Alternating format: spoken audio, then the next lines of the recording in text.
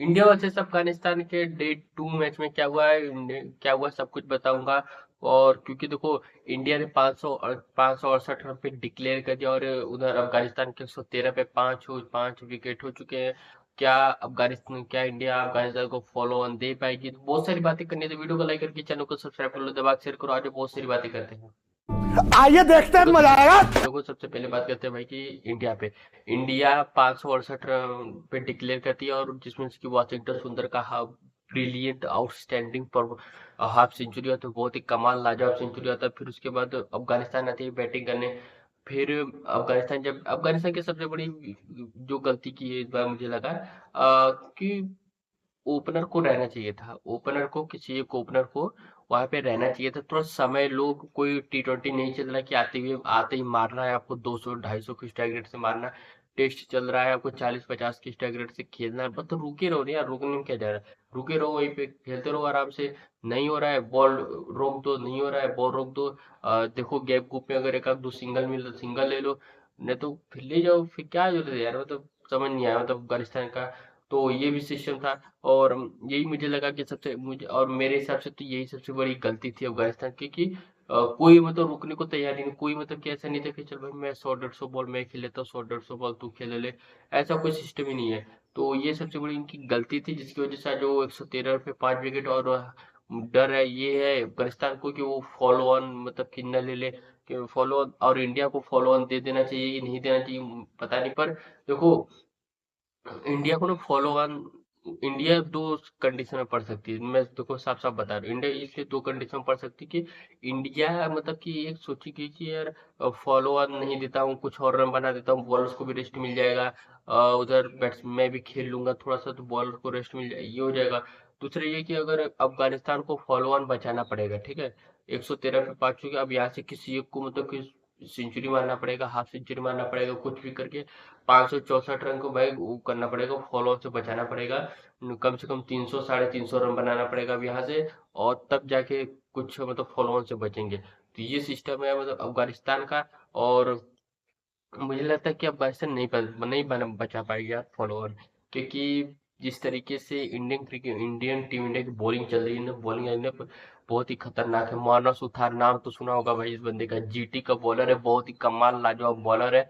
आज भी देखो तो बहुत ही अच्छा टर्न, क्या खूबसूरत टर्न करा रहा था। और मैंने तो मैच देखा पूरा, बहुत ही खूबसूरत टर्न करा रहा था, और दो विकेटें भी ली इस बंदे ने।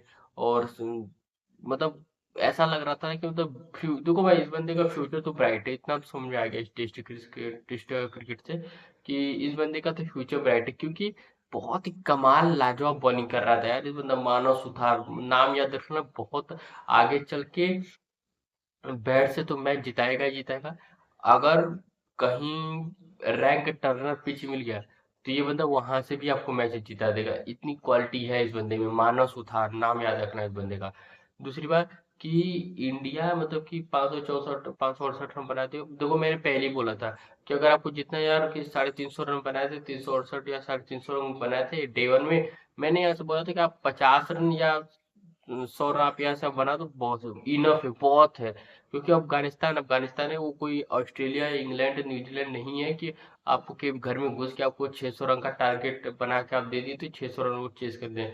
ऐसा नहीं, वो अफगानिस्तान है। अफगानिस्तान बांग्लादेश जिम्बाब्वे ये सब एक ही है। हाँ, अफगानिस्तान में थोड़ा टैलेंट ज्यादा है, अफगानिस्तान के लोग मतलब कि अच्छे क्रिकेट खेलते हैं, थैंकफुल रहते हैं इंडिया का, इसलिए थोड़ा सा अच्छा लगता है, उनके उनके साथ अच्छे व्यवहार, उनका बिहेवियर अच्छा लगता है। इंडिया को भी अप्रिसिएट करते हैं, तो ये चीजें बहुत अच्छी लगती है। बाकी अफगानिस्तान अभी मतलब इतनी मतलब इस लेवल की क्रिकेट नहीं कि आप 568 रन या 500 600 रन का आप टारगेट दो, अफगानिस्तान से डे 1 और डे 2 में चेस कर जाए, ऐसा नहीं है। मैंने पहले ही बोला था कि आप 368 रन बना के यहाँ से 400 या 450 बहुत है। आप देखो, झूठ मूठ का 568 रन बना दिए, 113 पे 113 पाँच, चलो 200 या 250 पे ये ऑल आउट हो जाएंगे, ठीक है। 200 250 पे ऑल आउट हो जाएंगे, फिर उसके बाद क्या होगा? फिर उसके बाद कुछ नहीं होगा। फिर आओ फिर क्रिकेट खेलो, इससे बढ़िया कि आपका एनर्जी भी बचता, झूठ मूठ का, ठीक है। एनर्जी जो इतना गया, बॉलर्स का एनर्जी गया, आप भी धूप में इतना खड़े रहे, ये हुआ वो हुआ, तो इससे थोड़ा सा एनर्जी भी बचता आपका, और आप भी थोड़ा सा माइंडली फ्री रहते तो ये चीजें हैं। मतलब मैंने पहले बोला था कि भाई 400 450 रन बहुत है, अफगानिस्तान के सामने बहुत है, बहुत है। पर 600 ठीक है, हो गया तो हो गया। तो ये चीजें रही। और अब करने भाई ऋषभ पंत यार, क्या बैड लक यार इस बंदे का, क्या बैड लक है। T20 में मुझे ये नहीं समझ में आता कि T20 में इसको खेलने नहीं आता। 125 130 की स्ट्राइक रेट से खेलता है। ओडीआई में मतलब इसकी प्लेस चली गई, मतलब क्या हुआ, कोई जगह ही हो जाए ओडीआई में इसके लिए। ठीक है। टेस्ट में ले दे के एक टेस्ट में जगह बची। ठीक है। उसमें भी ये बंदा मतलब कि यार किस लेवल का क्रिकेट खेलता है, मतलब कि आप देखो तो आप ये देखो कि टेस्ट में T20 खेलता है ये बंदा, मतलब ऋषभ पंत ना। आप देखना, टेस्ट में T20 खेलता है पर T20 ओडीआई में नहीं खेल पाता है। टेस्ट में भाई जहाँ पे लोग 40-50 की स्ट्राइक रेट से खेलते हैं, बंदा 100 की स्ट्राइक रेट से 100 की स्ट्राइक रेट से खेलता है। ठीक है। अब अगर उस टेस्ट में अगर इसे अगर आप देखो तो सबसे ज्यादा मतलब 80s और 90s में आउट होने वाला बंदा यही है, ऋषभ पंत है। 1992, 97, 96, 99, 91, 81। आज देखो तो 81 पे 81 रन पे आला, 81 रन पे आउट हो गया। ठीक है। तो डिजर्विंग मतलब कि 8 बार मतलब कि ऐसा हो चुका है, जबकि ऋषभ पंत और एम एस धोनी दोनों के बराबर है, जो कि 8 बार आउट हुए हैं, मतलब कि 80s और 90s में। तो मैं ये पूछ तो मुझे नहीं समझा कि यार ऋषभ पंत का प्रॉब्लम क्या है, मतलब कि वो 80s या 90s में आने के बाद वो भूल जाता है कि क्या मैं मतलब कि 90s में आ चुका हूँ, मैं अब यहाँ से 10 रन 15 रन चाहिए मुझे अपनी सेंचुरी करने के लिए, अब मैं थोड़ा सा यहाँ पे एक मेच्योरिटी पारी खेल लूँ, थोड़ा सा कि हाँ भाई संभल के खेल लेता हूँ 10-15 रन की, फिर उसके बाद मुझे ऐसा लगता है कि वो ऐसा सोचता ही नहीं है भाई। ऋषभ पंत ये नहीं सोचता कि भाई मैं 96 पे हूँ, 4 रन चाहिए, मैं सिंगल डबल सिंगल लेके मैं सेंचुरी पूरा कर लेता हूँ, फिर उसके बाद मैं वो ऐसा सोचता ही नहीं है, मैं सच्ची बता रहा हूँ। क्योंकि अगर वो ऐसा सोचता तो भाई मुझे नहीं लगता कि वो मतलब अगर आप देखो तो इसमें 90 मतलब 80 90 में आउट हुआ है। ऐसा मतलब कि ये नहीं है कि मतलब कि मुझे ऐसा लगता है कि मतलब इसमें से कम 4 से 5 सेंचुरीज की मतलब ऋषभ पंत की होनी चाहिए थी, मुझे ऐसा लगता है कि ऋषभ पंत के 4 से 5 सेंचुरी होने चाहिए थे। तो अगर आप देखो तो भाई राहुल को मत बोलना भाई, इस पूरी मुझे इस टेस्ट में मुझे ऐसा बंदा लगा जो भाई समझदारी के साथ, क्लासी कूल कामनेस के साथ अगर कोई दिखा तो सिर्फ राहुल था। क्योंकि मतलब बहुत कम ऐसे प्लेयर्स होते हैं जो भाई इतने कूल काम रह के आप अपना काम करते रहते हैं। जैसे आप देखो राहुल है, पूरा सिस्टम चला रहा है पीछे से। ठीक है। पूरा पीछे सिस्टम चला रहा है, राहुल बढ़िया खेल रहा है, सेंचुरी भी आ गई उसका होम ग्राउंड पे। होम ग्राउंड में मतलब इंडिया में सेंचुरी, इंडिया में थर्ड है उसकी सेंचुरी है।